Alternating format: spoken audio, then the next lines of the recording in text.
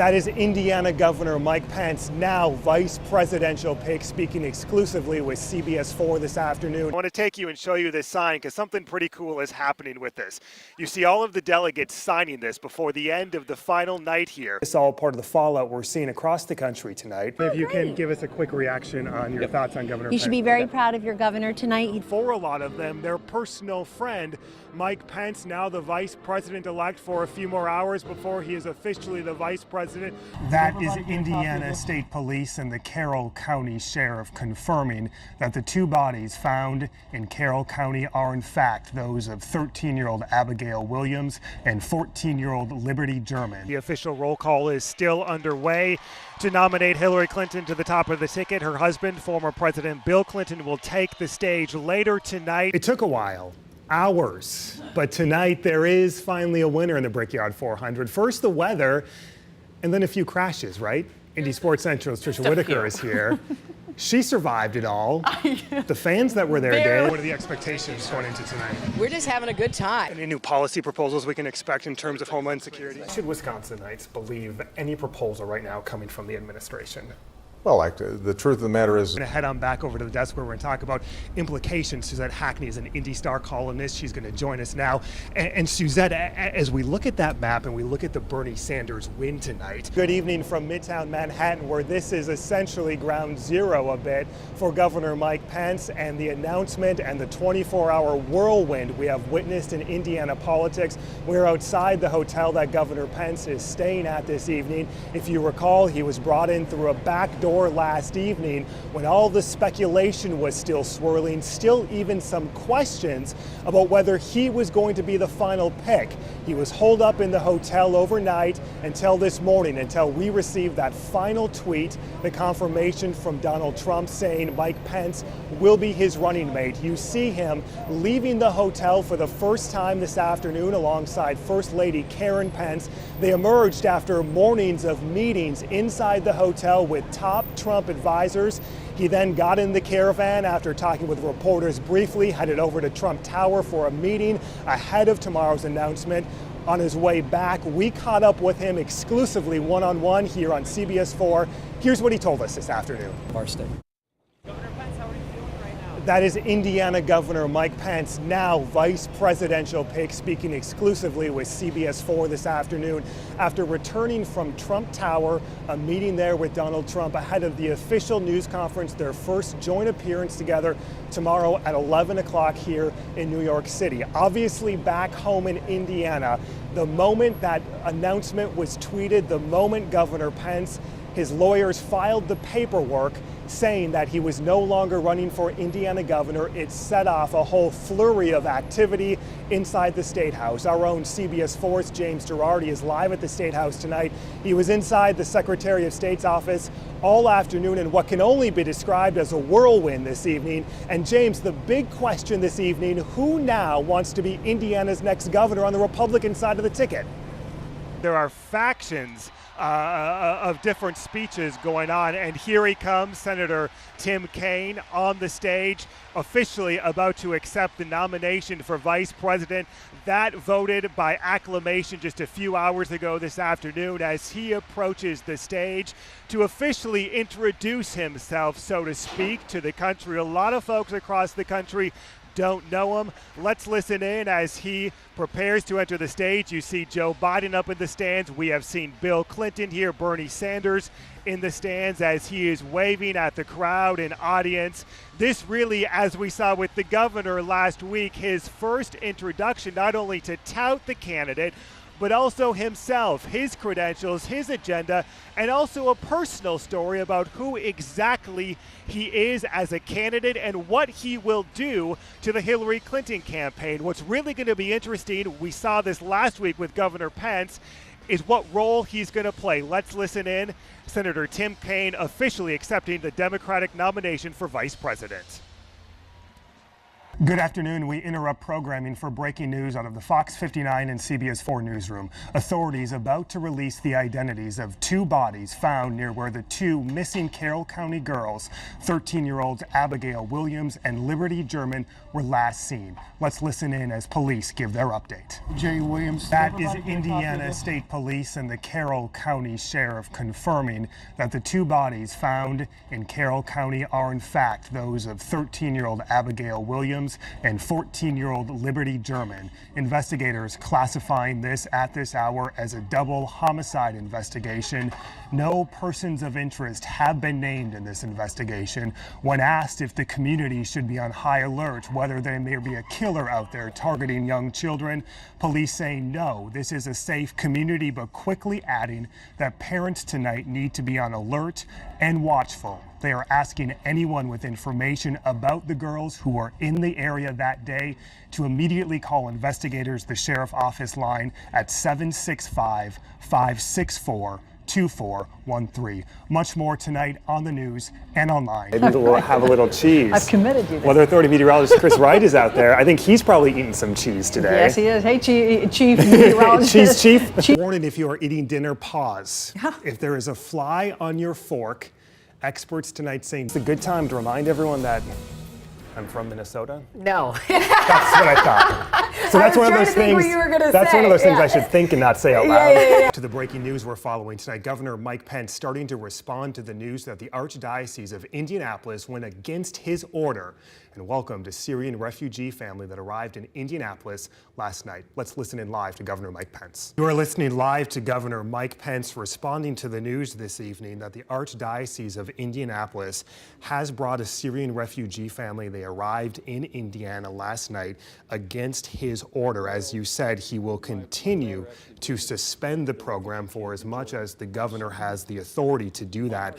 In our conversations with the governor's office today, they really stressed this testimony yesterday from the chairman of the Homeland Security Committee on Capitol Hill, saying that ISIS has tried to infiltrate the Syrian refugee program. The governor's office, along with 30 other governors, has used that as some of their evidence and the reason behind this. I find it very interesting. New tonight at 11, dive teams within the last hour have suspended their search for a missing kayaker who disappeared earlier this evening on Big Walnut Creek. That shooting happened on the northeast side this afternoon, and it was all caught on camera by a witness. Tonight, the streets outside the church are clear. Just hours ago, they were filled with police and protesters. Take a look at this. Some neighbors even putting up police tape to keep people out.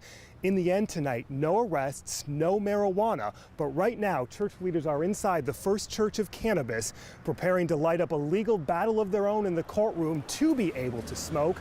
Their defense, they say, their religious freedom.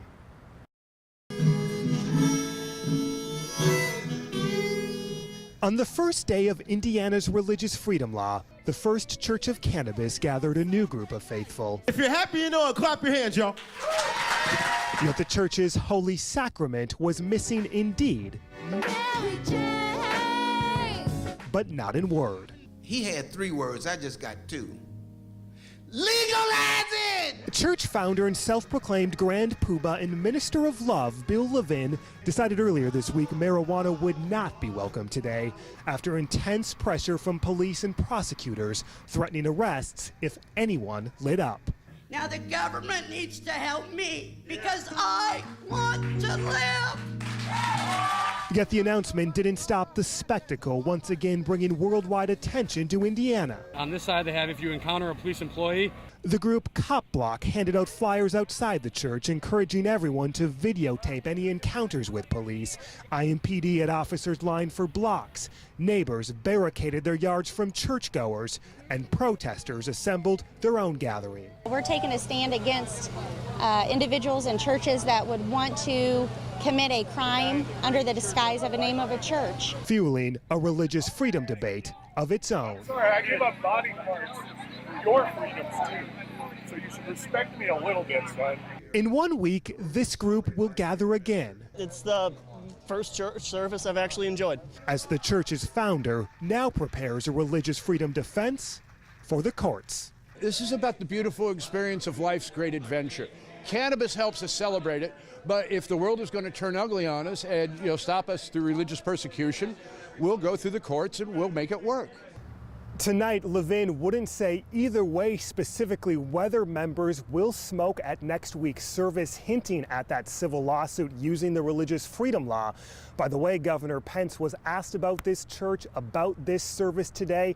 He did not answer, deflected his answer and the question, as this is the most likely the first public case of the measure he signed into law. What a night it has been so far here in Iowa. Ted Cruz telling the Associated Press within the last couple of minutes he calls this a victory for the grassroots effort. Donald Trump tonight telling supporters he is honored to come in second place. We've been talking for a long time about this turnout factor, and that's what we're seeing at play at this hour. A lot of the folks who came to the caucuses we talked to didn't know for sure who they were going to vote for going into this process. They had heard the candidates, met a lot of them for months, weeks, talking with them.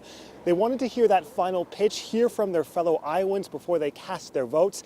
Let's take you inside. Take a look. Would you like a clapper to make some noise inside? From schools to churches and community centers, Iowans gathered by the hundreds Monday night to finally have their say. I'm caucusing for Hillary. Last name A through J. Republicans and Democrats gathering, playing by much different rules. The candidates now sidelined in the hands of Iowans. Step by step and work hard and study. On the GOP side, supporters make one final plea. They cast paper ballots, and they're counted and organized by hand. The results are Rand Paul and Marco Rubio with 12. He is somebody that I feel like is going to bring new ideas. Meantime, Democrats engage in a sometimes more lively and contentious process. She's gonna work hard. She's worked hard all her life. She's the revolution. Splitting into groups, then they strongly urge and try convincing other Democrats to join their side, which did happen here tonight. She never even had an idea that they cared about these things. Let's have a system that works for everyone and not just the top 1%. There's a lot of passion, a lot of energy. Somebody voted for Bernie Sanders because she got a cookie. In the end, Iowans simply go home, but not before leaving their mark and pride on a status as the nation's first. I think it's an excellent opportunity to go out and show what Iowa's all about and show that we care who leads our nation. Lots of excitement this evening here in Des Moines. Let's get back to those latest results we're following. Ted Cruz winning on the GOP side of things. Donald Trump coming in second.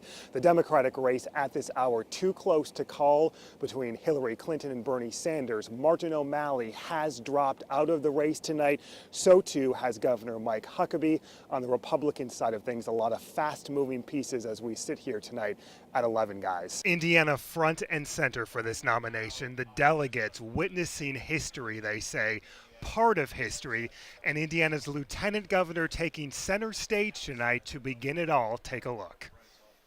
A momentary glimpse from Governor Mike Pence tonight, just minutes after Republican delegates nominated him to be the party's ticket as vice president. I nominate the great governor of Indiana, Mike Pence, as the Republican Party's 2016 candidate for vice president of the United States of America. Lieutenant Governor Eric Holcomb before a national stage tonight. From the state of Indiana, be nominated by acclamation. The nomination seconded by Senator Dan Coates. All those in favor signify by saying aye. Quickly tonight, the nation's Republican delegates backed a governor who's put his faith in Donald Trump. I think we now have a strong ticket to take into November. A great combination. Trump's son, Donald Jr., with high praise for the governor tonight. Don, we're from Indianapolis. Can you talk about Governor Pence? Great guy. And perhaps a bit of foreshadowing about how Governor Pence will be used as a party candidate, whether unity will be its centerpiece. Has the governor done enough to unite the party, or does more need to be done in the coming days here? Look around you. I mean, I am getting so many positive, invigorated comments from people all over the country that are flat out excited about our prospects. Bob, the lieutenant governor, telling me this evening he just had several hours to prepare for this speech to nominate the governor in front of all of the Republican delegates, a national audience not only for Indiana but for him this evening as well.